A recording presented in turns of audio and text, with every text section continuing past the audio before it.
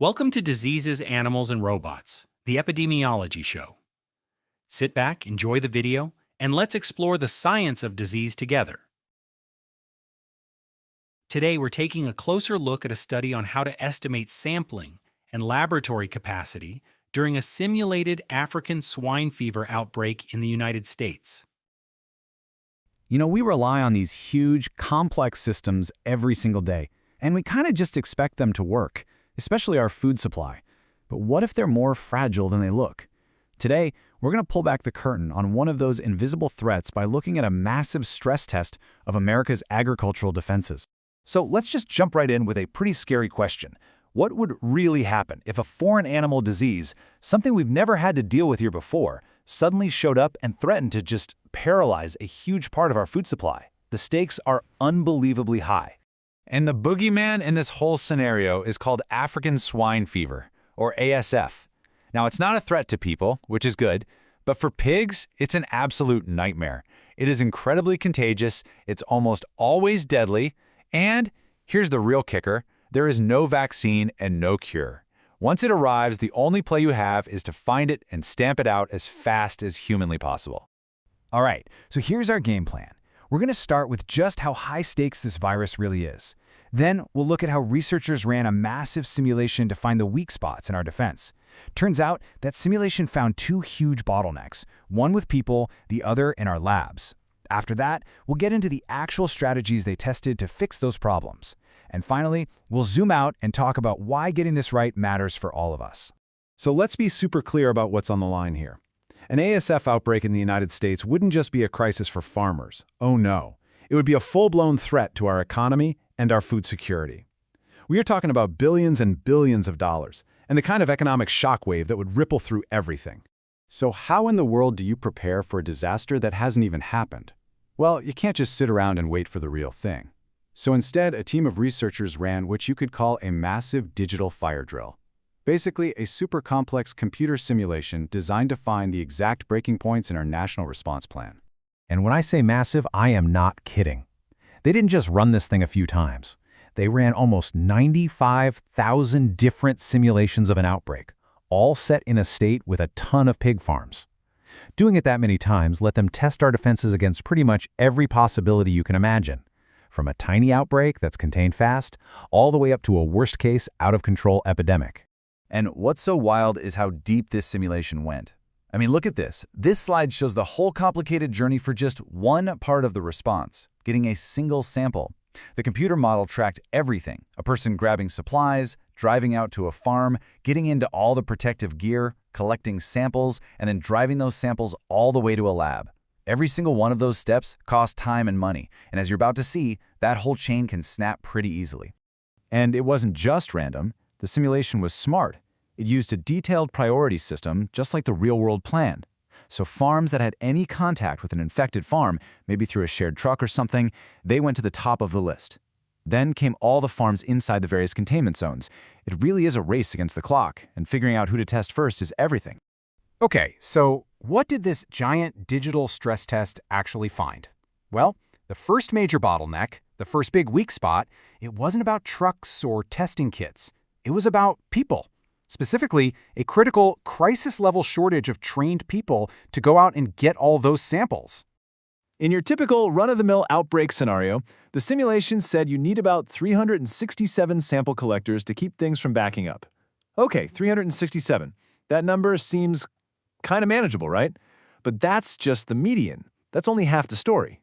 Because in the really bad scenarios, that number just explodes. It skyrockets to over 3,000 people. I mean, that's nearly a 10-fold jump.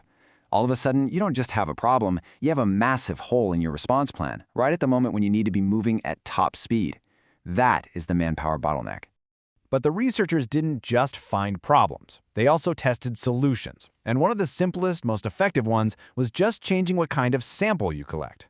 Taking blood from a bunch of pigs is really slow, hard work. But switching to oral fluids, where pigs literally chew on these special ropes and you just collect the rope, is way, way faster.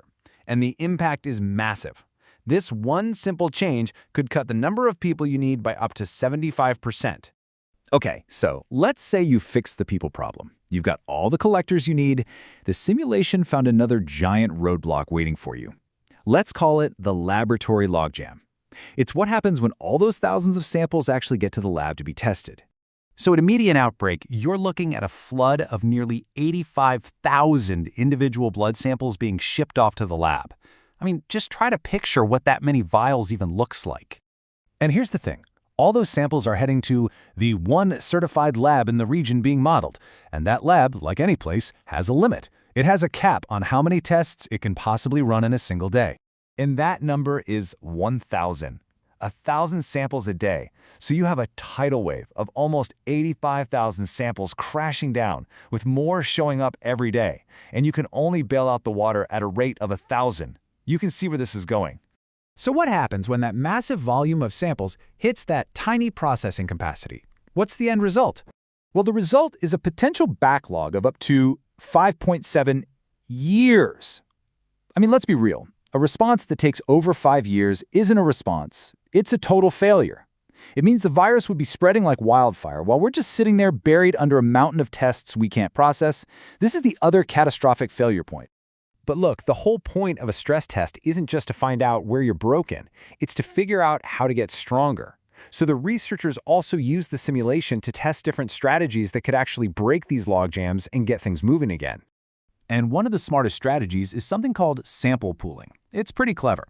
Instead of testing every single sample one by one, you take a few samples from the same farm, combine them into one pool, and then you just test that one pooled sample. If the pool is negative, you just cleared a bunch of animals all at once. It's a huge time saver. And you can see the effect right here on this chart. That bar on the far left, that's the giant backlog of samples you get with individual testing. But now look at what happens when you pool just 5 samples together, or even 10. The number of samples that have to be shipped out just plummets. It is such a simple idea, but it makes a world of difference. Now, pooling by itself isn't a magic wand. The study made it pretty clear that you need a combination of things to work.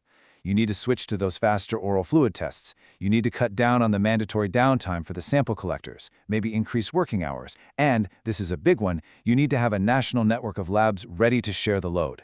It's really about fighting the problem on all fronts. So, what's the big lesson here? What do we take away from all this? Honestly, this simulation isn't just about pigs or African swine fever.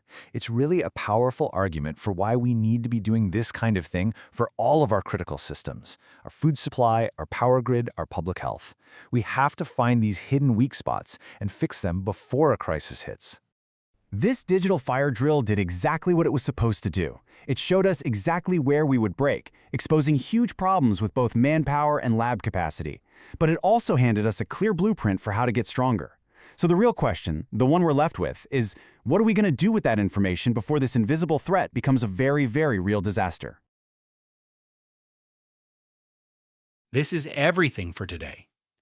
If you are interested in learning more or have additional questions, I strongly encourage you to read the full publication.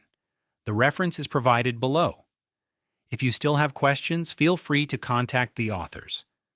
Thank you for watching, and see you soon.